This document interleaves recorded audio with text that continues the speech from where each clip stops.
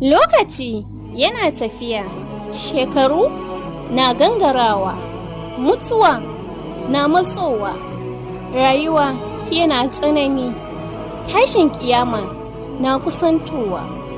Me yasa aka halicce mu? Menene burinmu a rayuwa? Idan mun rasu a yau, ina za mu kasance? Ya Allah ka ganar da mu, ka sa kar mu shagala da duniya. Ya Allah ka kyautata ƙarshen mu. Amin ya hayyu ya qayyum. Wassalamu alaikum. Sunana Fatima Aliyu Turoma daga AC Islamic TV. Ramadan Mubarak.